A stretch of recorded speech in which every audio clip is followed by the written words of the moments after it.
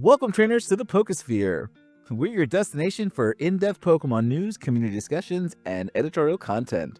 We're passionate about this franchise, and we're here to share our insights and connect with fellow fans, so let's talk Pokemon. Today's episode, we're going to be tackling that interesting Pokemon Day presents that we've got this week. We're going to be specifically focusing on Pokemon Champions and Pokemon PLZA. We're going to give our thoughts now that we've had some time to digest, any criticisms that we may actually have, and just kind of talk about what our overall feelings are for the games. Joining us today are the guys over from GimmiGhoul Radio, Make Yourself, and the Unseely King. What's up, Hey, Draco? welcome everybody. What's up? And let's jump into this thing.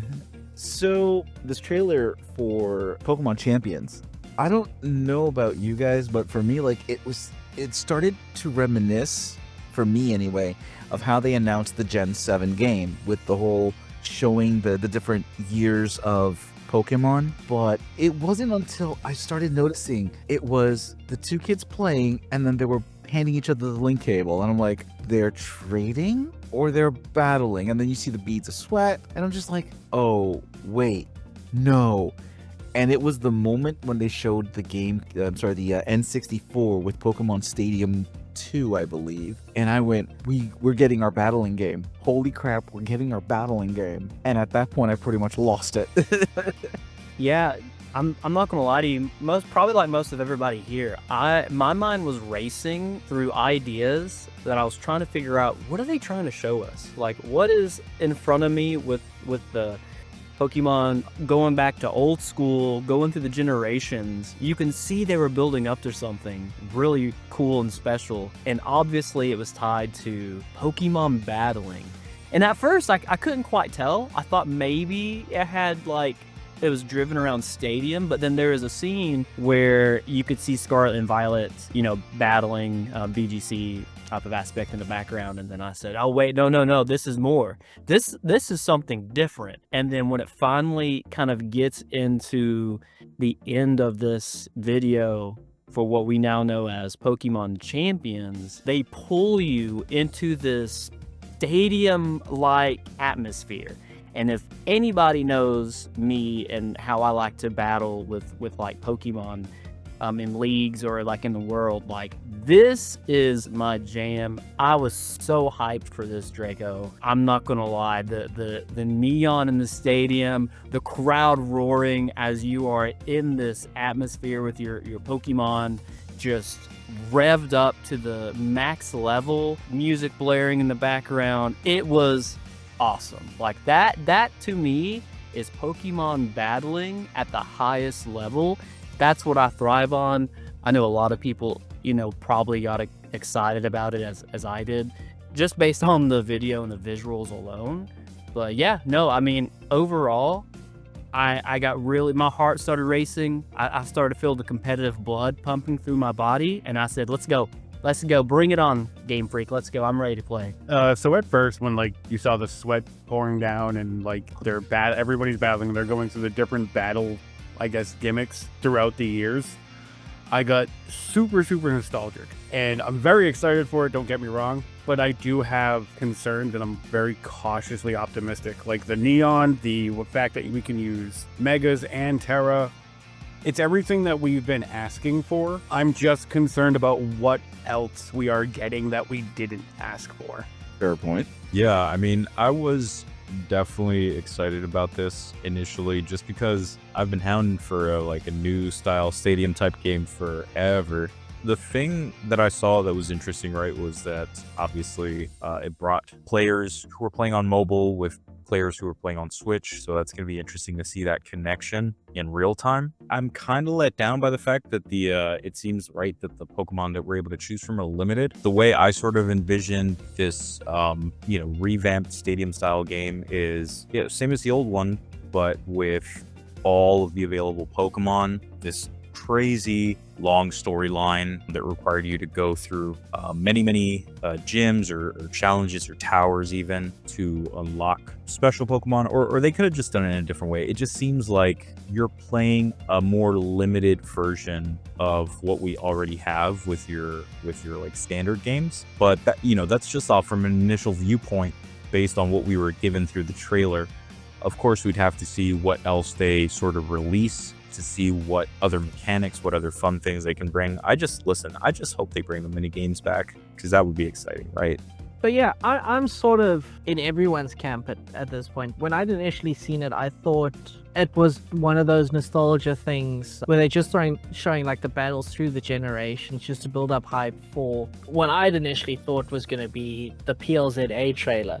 But when it cut to that sort of part of the video where the girl is holding her phone, I thought, you know what, maybe they're building more functionality into Home, because I don't know if you guys remember, but back when Home was announced and the build-up, all of that, they said it would have more features than what it did at launch, and that hasn't really been the case. So I thought maybe, Poképelago for Pokemon Home or something similar.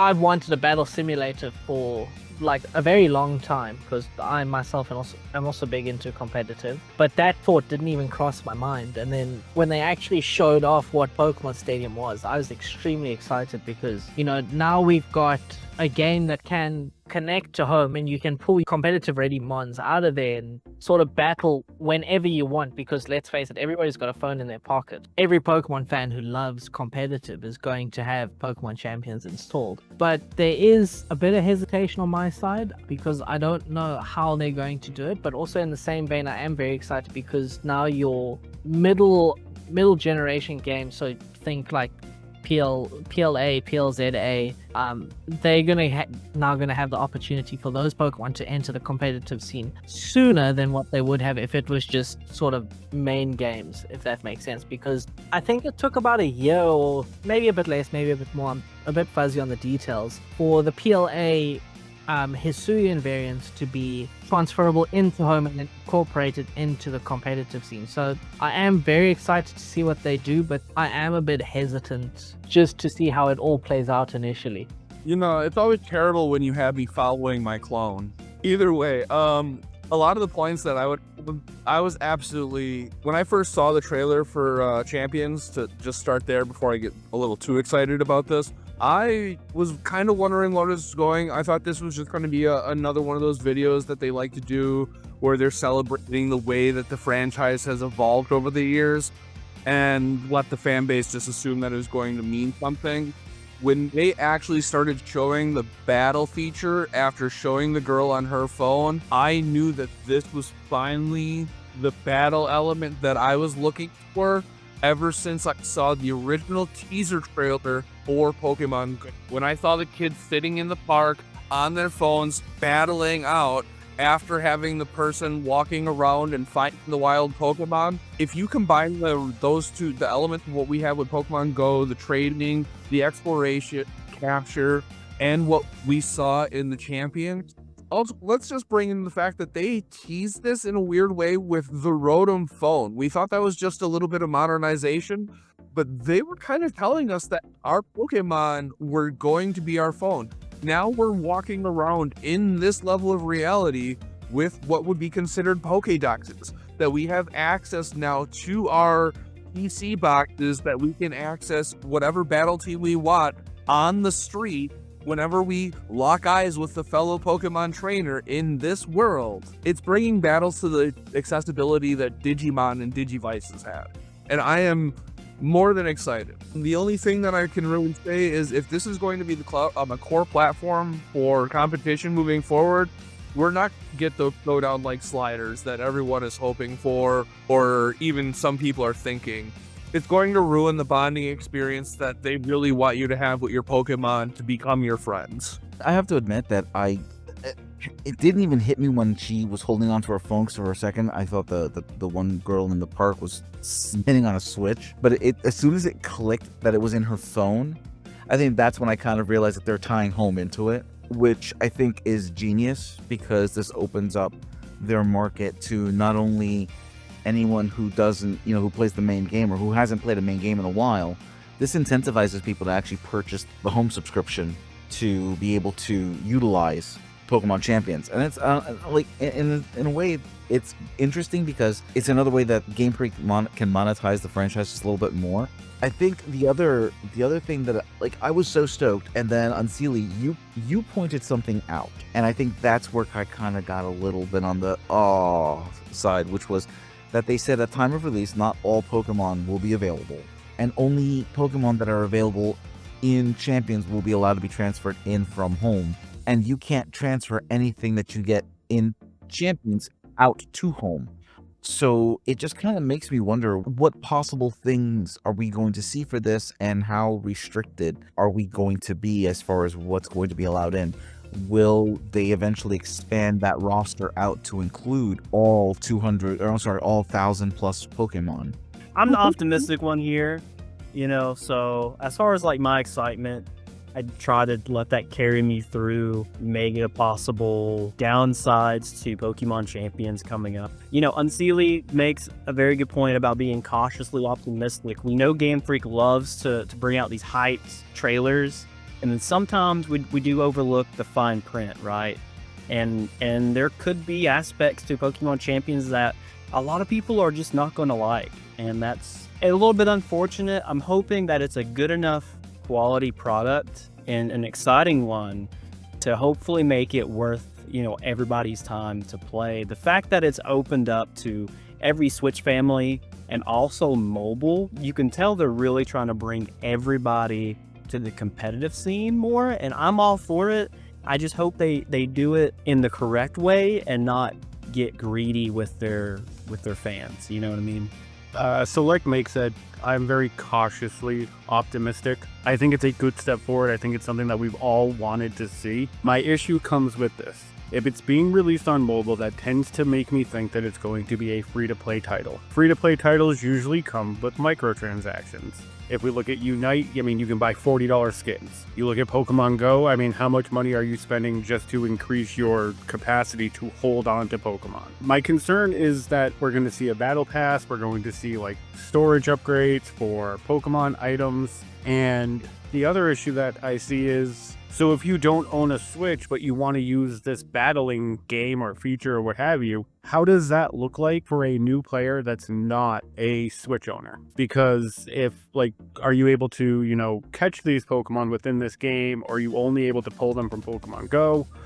Or, and I'm hoping this isn't the case, are you able to buy Pokemon? Because if, say, you pay for a battle pass, and $10 battle pass like they do in Unite, EX, and all the other mobile games that they have, do you get like a competitive, Urshifu because you're paying for the battle pass? So that's where my concerns come in. It has nothing to do with the content itself, because I'm very excited for the content. I'm very excited for what the premise of the game is. I'm just concerned with how they're going to handle it on the back end and monetarily wise. I don't know. I feel like there's this master plan in play, right? They're getting certain things set up to sort of make a like an environment, like their own sort of environment. Like, oh, sorry about that. Like the way that Apple has, you know what I mean, where everything's sort of interconnected. I see a bigger plan at play. With obviously this could have started all the way from home, then Go, now Champions, and everything's just sort of weaving together. So I feel like it's going to be a very interesting thing that they've got going on. Just give it a couple of years for sure. In the same camp as Unseely is, this has potential to be absolutely amazing. But with it being a mobile app, undoubtedly going to be free to play. There are going to be some kind of microtransactions. I believe that rumored PK Hex type system that popped up in the past is going to be a part of Pokemon Champions. And I actually think that's what's going to cost you either an in-game currency you can earn through like battles or the limited story that it might have, or it's going to be a premium currency that you actually have to pay actual money for. And I think that's what's going to be where they make their money. There very well might be a battle pass, and that might just be an easy way for newer people to the franchise to, pick this up, and then they'll have some competitively viable Pokemon, albeit limited, that they would be able to use. But my biggest concern with this is if they do get greedy, I believe that Pokemon Champions will just be dead in the water, because I'm already paying for home, I'm already paying for a game. If I have to pay extra on top of this to make this Pokemon perfect, then that's sort of going to be a slap in the face, because I could invest a little bit of time and make that Pokemon perfect in, let's say, Scarlet and Violet, transfer it to home, and then use it in Champions. And I feel like that's what a lot of people are going to do if they do try and price gouge us for stuff. If that is the case, Pokemon Champions isn't going to last very long. Although I do like the idea of it being a mobile app. That way, let's say if I went to Worlds, I wouldn't have to carry my Switch around with me. I could just have on me what I would already have normally, which is my phone, wallet, and whatever else. And I could just use my phone to battle whoever my next opponent is. Carrying on where Chase left off, that's sort of one of the points that I made about the mobility is you can just carry your phone, and at all times you have access to your Pokemon team, just like if they were in 6 balls on your belt. The only problem that I could see with that is if this is going to be a focus for carrying competitive going into the future, they might actually limit this to you can only transfer in seasonal viable Pokemon. So like if you have a Pokemon that isn't in that current restrictions list for the competition season, that Pokemon can't be in Pokemon Champions. So therefore you can't casually battle with that Pokemon in that season. So that might be one of the limitations, at least very out the gate with this app, that I might see a problem with.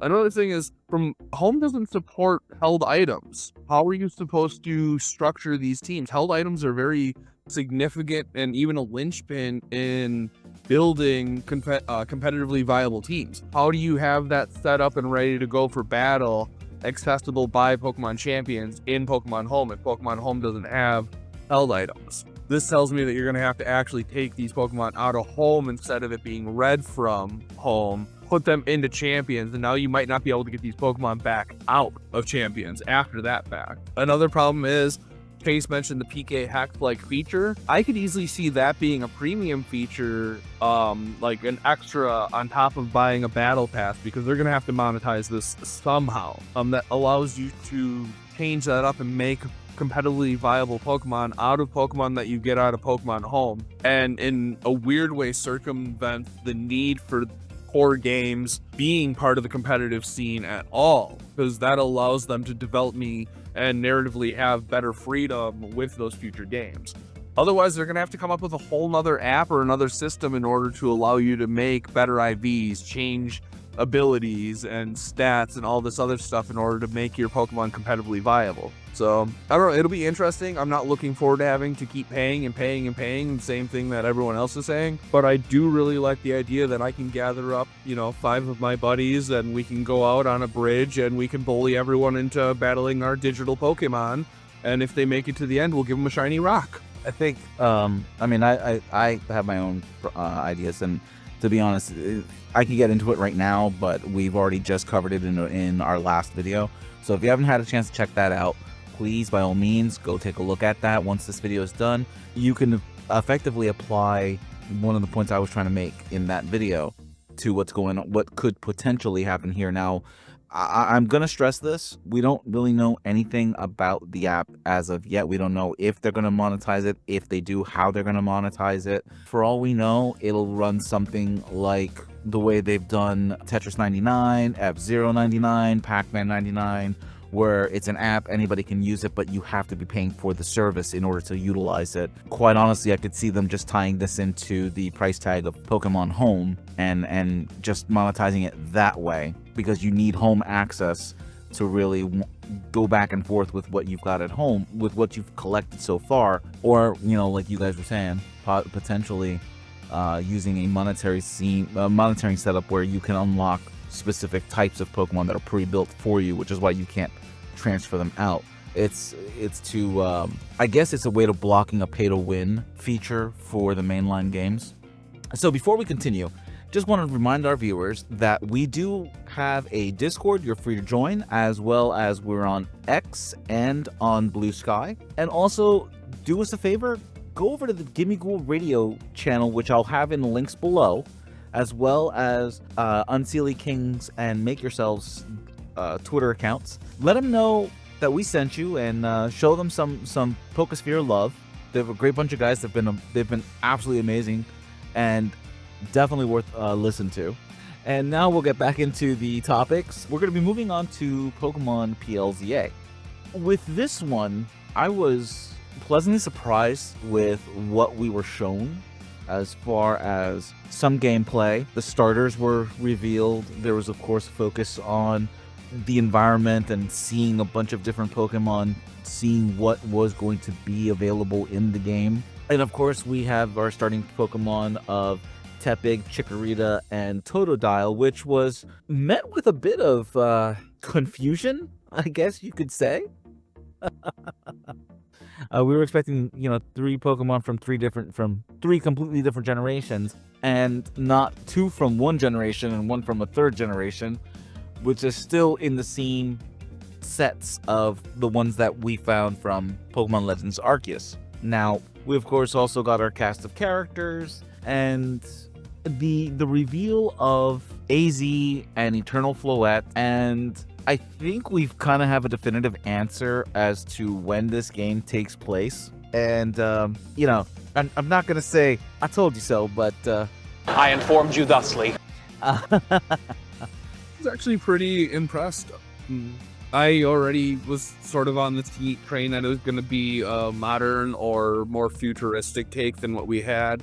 I didn't think that they were going to go quite as far back if they did go something before X and Y as we saw Legends Arceus go. When it came to them showing the starters, I was very disappointed. I have it really stuck in my brain that Johto is a traditional, old school sort of vibe, and that gets projected on the first starter Pokemon of that region.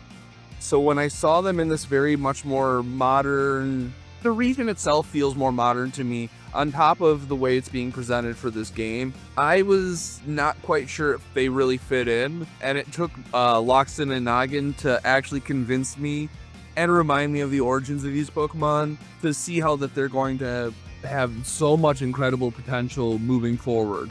Up to that point, there's pretty much not much else to say other than I'm looking forward. The Pokemon look absolutely amazing. We're seeing a lot of personality coming through every aspect, every animation. So far, I'm hoping this isn't going to land flat like PLZA Wild Pokemon where they just kind of fall asleep or run away. Yeah, so starting off with the starters, in my mind, is actually pretty underwhelming. I'd also thought it was going to be 3 starters from 3 different generations. I don't think anybody could have said, we would have gotten 2 starters from the same region. But, out of the 3 of them, I think Totodile is marginally the best starter out of them, because even for Gen 2, it did have quite a big move pool, compared to the other 2. Chikorita wouldn't be my first choice. Tepig, although still a decent starter, and we don't know the final evolutions, but also very lackluster. But that being said, they could pull it out of the hat and it'd be something phenomenal. I have seen a lot of, maybe not hate, but maybe a better word would be disdain for the art style, because it wasn't similar to how PLA was, and it's more akin to Scarlet and Violet. I don't have an issue with that. I actually think it looks really good, and what we've seen so far, it does have me very excited to see what happens. And I do want to say, even if it's just semantics, PLZA does take place in the future, and I have said, probably flogged that horse to death, that it will happen in the future. It wasn't going to be a past game like PLA. But yeah, that's pretty much all I have to say. Yeah, so upon seeing the trailer, I thought it was, pretty cool. I think the thing that struck me the most was the battle mechanic of you being able to, your Pokemon moves with you, and then, you're able to sort of dodge attacks that way. Yeah, it seemed very immersive, which was pretty cool. I think that's the thing that struck me the most. So going back to the starters, it's an interesting topic because, you sort of expected them to be, all of them to be from different generations like it was in Legends Arceus. And what's interesting to me is that they're bringing back Mega Evolutions. So now we got to talk about, are the starters going to have Mega Evolutions like we did back when Mega Evolutions were introduced? And so far, we've gotten all Gen 1 starters, we've gotten all Gen 3 starters, and now we have the addition of Gen 2 So we can like naturally assume, right, that they may do Mega Evolutions for these Gen 2 Mons. We have different Gen Mons when it comes to the Legends games. So are they thinking about doing Mega Evolutions for all the starters from Gen 1 to Gen 7, which is the ones the starters we've been presented so far? Are we going to get regional variants? Like what exactly are we going to get? Which is, it can lead to some interesting speculation. I'm going to apologize right now. I am the eternal pessimist when it comes to our show. So the game itself, I really liked. Everything I saw was awesome. The starters, as much as I don't like the choices, it leads me to believe that the 3 generations that are represented, they have a plan for going forward.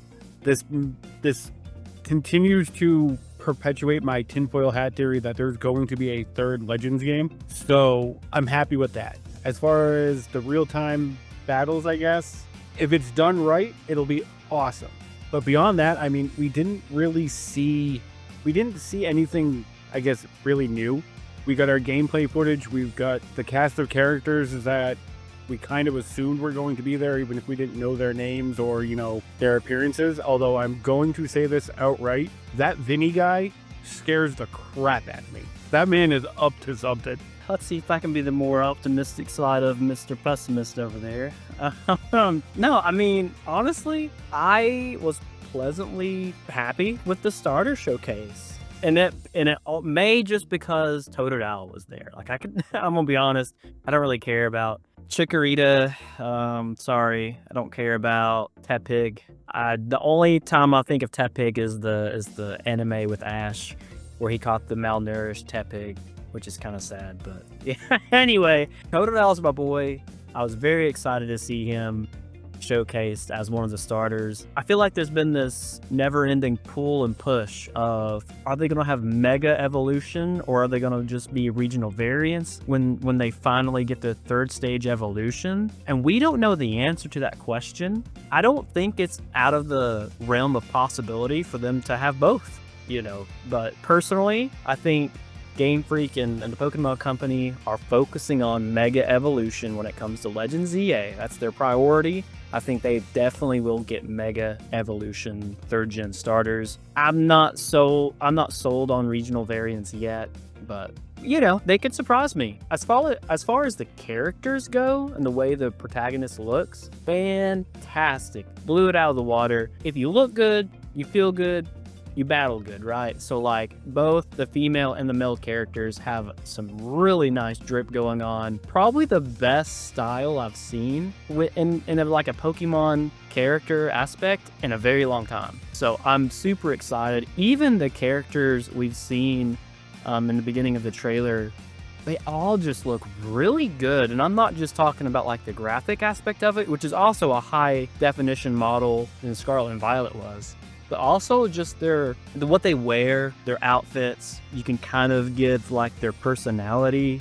You can kind of see where they're coming off of. And I find that awesome. I think that's one of the best things about a Legends game. In my opinion, it's more geared towards the story, the people in the game itself, and the characters within that game that really make it shine. And yeah, I mean, I think it's awesome. I think so far up to this point, from what we saw through the characters and the Pokemon starters, I'm very excited and I'm happy with it. I don't have any complaints yet.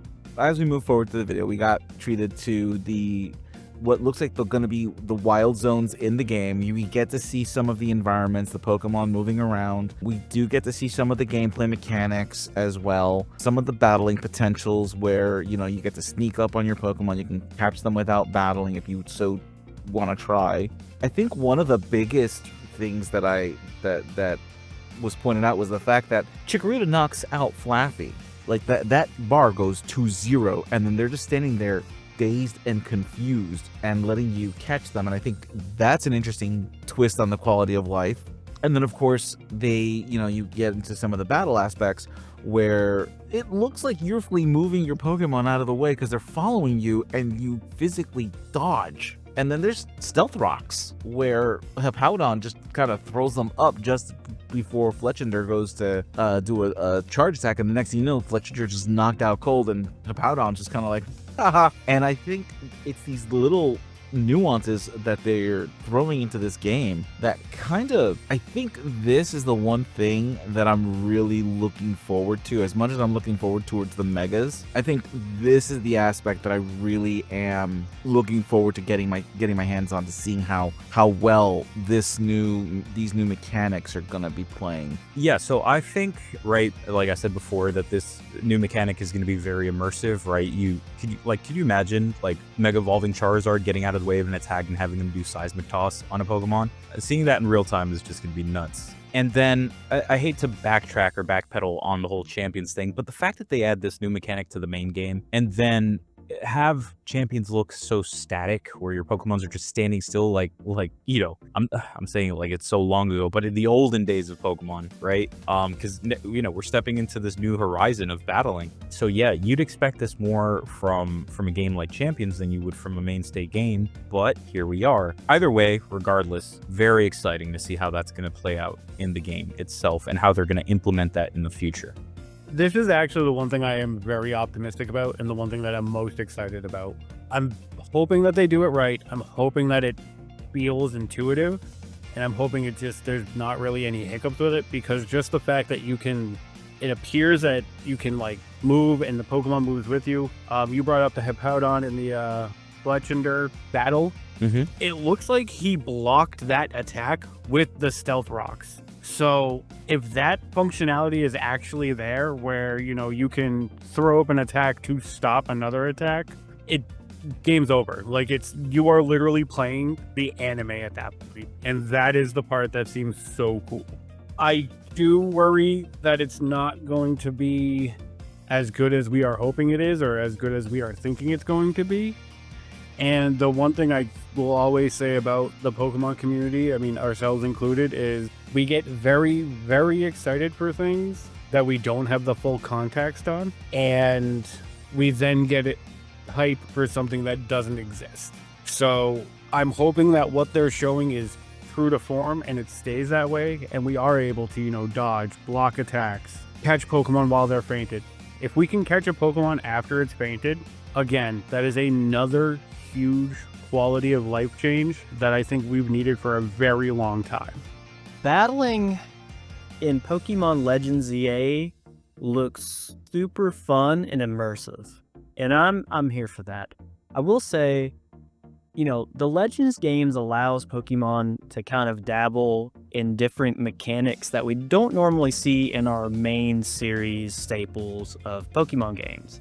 So as much as I hope this could be a glimpse of what's to come in the future, I'm a little bit pessimistic on this side that I think it's just a one-off for this game, unfortunately, because like Jay had brought up, you don't see that in the Pokemon Champion film that they put out. Like it's very much, I think, just set in this one game, which could either be a really good thing or a really bad thing, depending on how well it's done, right? Like Unseely mentioned, you know, we don't know if it's going to be as good as it's shown in the trailer. We hope it is.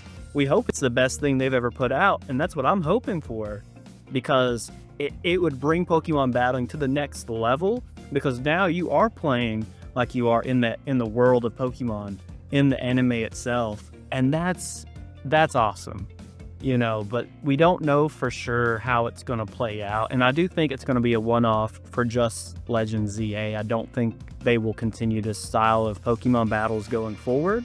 That's just my prediction. But, you know, they could surprise me. I mean, maybe this is a huge success and they take this mechanic and maybe they do apply it to, let's say, a Gen 10 in the future. I don't know, but I'm curious to see what your thoughts on that, Draco. But as far as like my opinion goes, I'm super excited for it because of the immersiveness it brings of being a Pokemon trainer in the city. So that's where I'm at with it.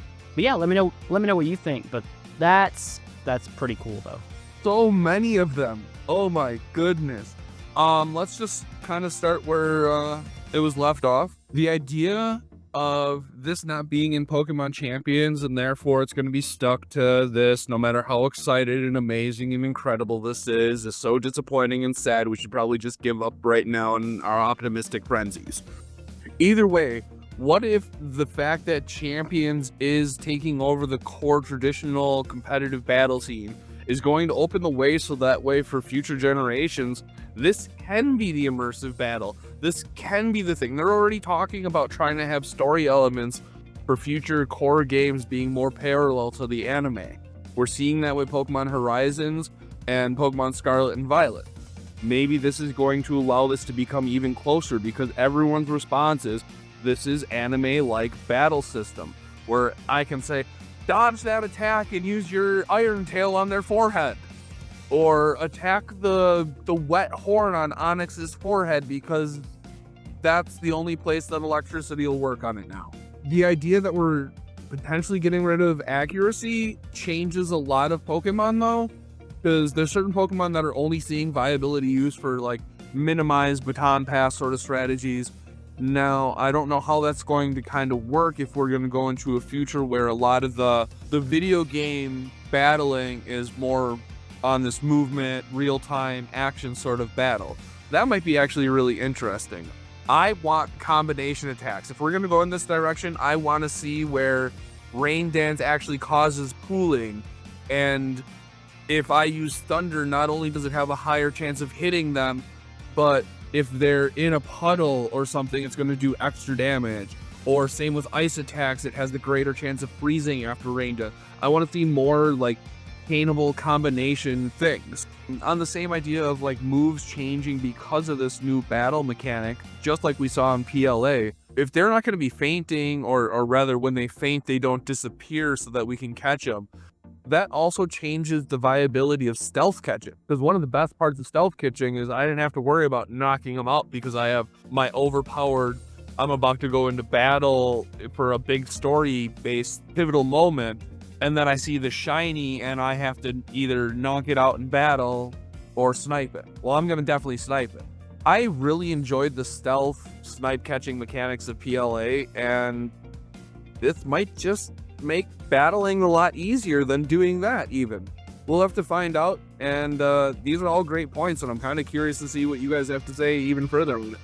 I'm going to change things up a little bit from the tone that's already been presented, and I'm going to take a note out of Pessamidi King's book, and I sort of worry, right? Champions is obviously going to be the competitive hub, so battles are going to stay the same as they always have been, whereas in PLZA and going forward, I feel like these are going to be what we've seen, like you can move your Pokemon around the battlefield, these moves sort of change depending on range and stuff. What I will say is I'm excited to see how it turns out, but how are you get people into competitive now? Because obviously these games are going to change, and Champions combined are going to change the whole architecture of what competitive is, because people would learn about competitive through playing the games, because you know your competitive formats or the way it's set out is actually pretty similar to how the games are played. And I don't know, I'm struggling to find the words of how to actually explain this. It's kind of like we're gonna be spoiled playing this game with how we can move and dodge and stuff, and then going back to the way it's always been where their characters are static. There's people who are going to be like, well, why couldn't you do it the way you did it over here? Yeah, essentially. No, and I get that, and I do get that. And it is a concern because every generation, every new game is always someone's first game, and if this is a mechanic that's going to be locked into, or PLZA this time, it could actually sour the future releases of Pokemon. And I can see that being the issue. But at the same time, like, I do have to give them credit. They're really upping their game, so to speak, no pun intended, on how immersive they want to make these Legends games. I mean, we saw that first starting off in the original PLA, where they really did try to push more immersion, the way things worked, letting you do stealth catches and that. And then this is just them taking it to the natural next level. And I appreciate that. I'm also kind of interested in how they're going to cram wild areas into the city now. This isn't something that was done in the original X and Y games, and obviously the scope and scale of the city is vastly different compared to the 3DS game, so they can get away with doing more things here. I think it's a great way to go back to an old game, an old area, revamp, revitalize, and give us some new stuff. I think this was a great attempt so far, and I really want to see what they plan on doing towards the end, personally. I actually have some pushback on the whole idea that the video games have been a training course for like VGC. I actually feel like one of the biggest complaints is that has not actually been a successful thing, where most of the games are dealing in a single format where VGC is completely done in doubles. And until like the DLC of the most recent generation, have we actually had anything that gave us something that was an intermediary between that casual story-driven gameplay and VGC competitive edges. The thing with that is, right, now PLZA battles are going to be sort of the base of what they build on going forward and what's going to be like going forward. How are you ever going to learn how Trick Room works, Baton Pass, various moves like that? Because those essentially become redundant now.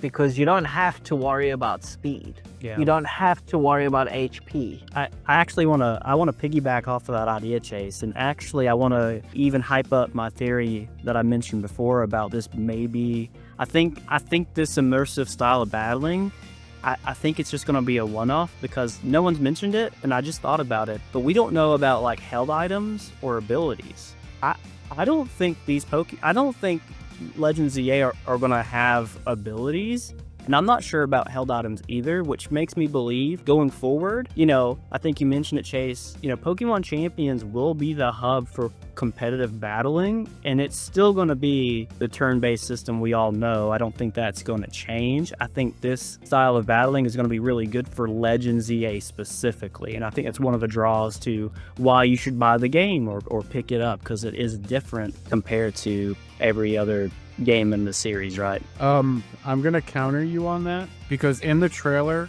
I believe they said your Mega Band will react to the Mega Stone being held by the Pokemon.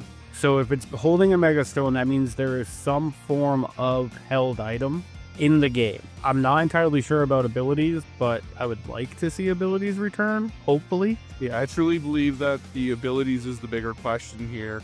Held items, even in lore, how do you explain that we had them in Lumiose and now that we're further in the future, even if it's slightly, that we no longer have the technology of Pokemon holding items? I don't know. I really don't know. It's a lot of speculation at this point. Everyone's bringing up valid points regarding how the state of play is going to change when it comes to, I shouldn't be saying that, right? Because that's like a PlayStation thing. Whoops. Yeah, but how that's going to change regarding things moving forward. Like, is it going to stay, is it going to be like a mainstay to the PL games, or is it going to be a new implementation? You guys are right. How is that going to change the basically like the atmosphere or the, just in general for like, games like Champions, where it's going to be like the main thing for competitive? It's a lot of questions. Abilities, held items, all this stuff. I really don't know. I don't know what their plan is, where they're going, what they're going to do. I'm lost. So I just want to add one thing. I think in the part of the trailer where it shows Absol, it's got obviously your party in the bottom left and then the Pokemon you're using. I think it shows it holding the Absolite. I think held items Yeah, there it is. might come back.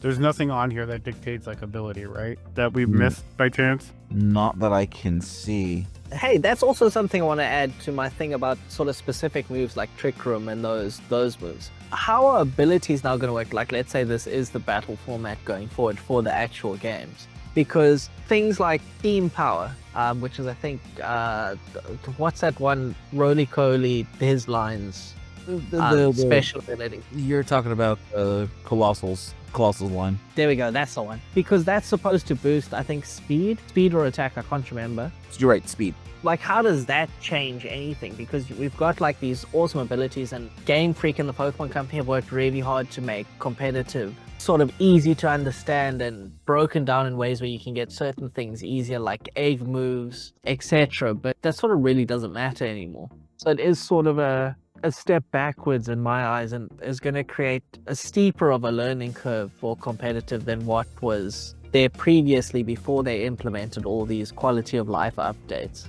And I'm going to say, and all the speculation about the moves could be shut down if the slight rumors that Gen 10 might be some sort of a soft reset to the gaming side of the franchise come true. With the release of Champions, that to me makes those rumors that Gen 10 is going to be a reset a little bit more prevalent, because you won't have the issues that they had with White and Black, where we're starting over and then everybody freaks out because they can't use their, favorite Pokemon from a previous gen. Well, that's not an issue anymore.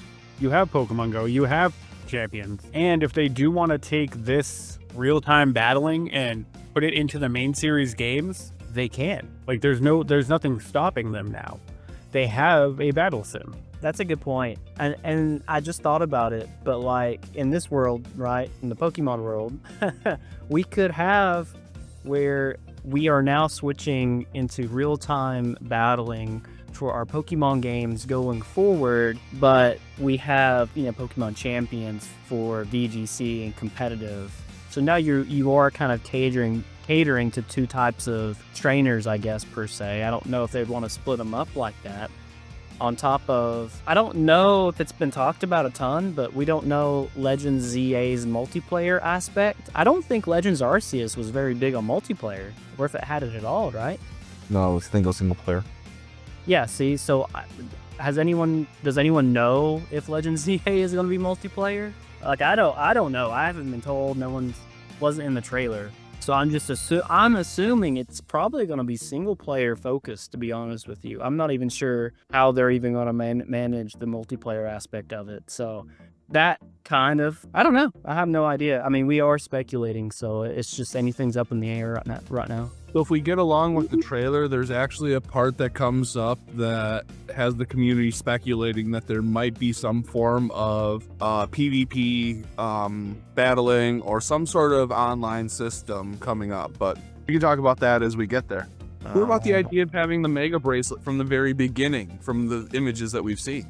Look at the bottom right of the screen. That's a mega gauge. So if you let the video play out at a slower speed, you can actually see it ticking down. So mega evolutions don't, or well, depending how quick the battle is, they might stay for the whole battle, or they might not in sort of harder battles that take more time. But you can actually see it slowly tick down. It's not just the mega things, Chase. If you look, all the attacks and everything, it's the cooldown system overall. I didn't actually notice that. If you look at the Stealth Rock right here at the very bottom, you'll see that little line that wasn't there a second ago. Yeah, and it does gray the symbol out. It grays out the symbol, and then it starts to fill up slowly from the bottom up. Look at that 360 on that Hippowdon, though. It just whipped it around like a... Oh, you would think that it would actually, like, move its feet when it's turning. Nope. It's on a dolly. It's on a lazy Susan. It's not staying underneath you, bro. This is Pokemon. What do we expect? Right. The other thing I think that a lot of people missed, and I can't remember who I watched the other day that brought it up, but we see Looker's office. So that means Looker should be coming back. Granddaddy Looker? I'd be up for that. It's been a while. Oh, same here. He's my dog. Looker is awesome. You need to look closer at that coat, though, sir. That is not Daddy Looker's coat whatsoever. That coat has a nice greenish. I still think it's Looker. I still think it might be Looker's replacement. Watcher? I forgot what her name was, the chick that worked with him. Last little bit where you see the Rotom phone send you a message saying, this is a promotion match announcement. And then it just shows you the tower with a Pentagon base and a Pokeball at the very top of the tower. And this has led a lot of people to speculate some stuff. I'm still kind of holding my breath as to figure out what this is. Maybe this isn't something of a hub nature or a competitive place, but maybe a focal point for the storyline of what's going on and why you are going around the city catching Pokemon and having to do things. Listen, I'm gonna keep it short and sweet. This to me is the symbol for the new Kalos Battle League. I truly believe it has everything to do with battling and training up the Pokemon you catch within the city. As you can tell, the Pentagon itself looks like the city symbol to me. Obviously, the tower in the middle And don't be fooled, it's not the GimmiGhoul Radio Tower, but instead it is the Lumiose Tower. And then at top, it is the Pokeball, which signifies, it's basically, it's revolved around Pokemon battling is what I'm getting at. I truly believe this is a promotional match. Notification on the trainer's phone at the end of the video that's showcasing, hey, we're going to be focusing on battling in Legends EA, because in Legends Arceus, that was not the case.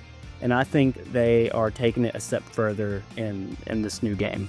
Part of me agrees with Make, but there's another part of me that highly disagrees with him for the simple fact that, look at the neon colors. We just had a video that played right before this that was all neon. I have a very strange feeling that the reason that they did this afterwards, it's the Rotom phone. I have a feeling it's going to have some connectivity to Champions. And maybe if you have friends that are battling in Champions, you'll get an alert on your Rotom phone for like a spectator type mode of battle, where you can, from PLZA, or, even within PLZA, if there is a, connectivity of battling, you can actually go and watch, these quote unquote promotional battles. Because it's not saying that we're battling, it's saying that a promotional battle has started, which means that it's informing you like a YouTube video, hey, come watch this live. Ooh boy, get ready for my tinfoil hat. No, seriously, I'm gonna go way off deep end here. But interesting that Unseely mentioned colors. Because what are those two colors? Blue and red. Magenta and cyan. Yes. And the pentagon looks like a shield, and the blue sort of looks like a sword. I don't know, man. This is just me getting crazy ideas. But yeah, I have no idea what this could be. I'm just throwing stuff out there. It's just an interesting sort of thing that they use those specific colors, and obviously the symbol is meant to represent, right, the tower. But just saying. Jay might actually be onto something, even though he's going a little bit radical with the whole magenta and cyan. The colors that they're showing, and something else that's been brought up when we talk about Zygarde, the colors on Zygarde's complete form chest, is Xerneas and Yveltal. Maybe this has something to do with them and the color association. And yeah, the Pokemon League usually likes to try to put a Pokeball somewhere in their symbol, but having a Pokeball, the power, you're getting a lot of like hidden Pokemon. There's the idea that they might be trying to use the power of life and death from those legendary Pokemon to redevelop or power the city now. That's a theory and a rumor that I've heard around the community. So, Jay, you never know. You might be striking the nail to the left of the head. Hey man, here's hoping. I suppose, yeah, that does make sense, because like I don't think I've ever actually seen like a neon red, so maybe the closest to that is the magenta. I think that Jay and I actually share the same tinfoil hat, because when I saw the colors, immediately thought of Sword and Shield. And what was one thing about, or that they made very known in Sword and Shield, that Leon is essentially a celebrity.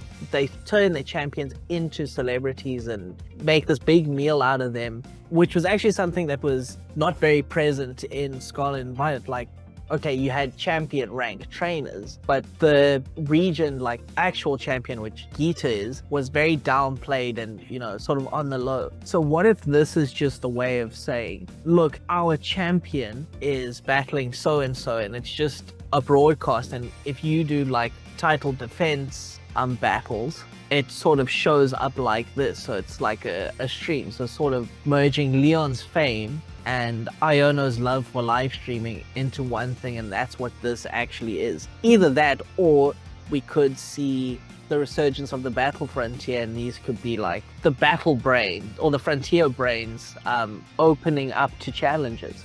Wasn't this also the game that had the Pokemon Studio? Yes. Yeah, No. that kind Was that No. Gen 5? was I thought it was in Kalos where you can do videos. Yeah, it's either this one or 7, but I'll have to look into that one. And that ends this one. We'll See see you you in the in the next next video. video. But wait, guys, we can't finish this video yet. We didn't even mention how Suba gets his debut here. What about AZ being actually old and having the oldest building in all of Lumios? But what about the Rotom phone replacing all of the ride Pokemon? Guys, where are you going? Please come back.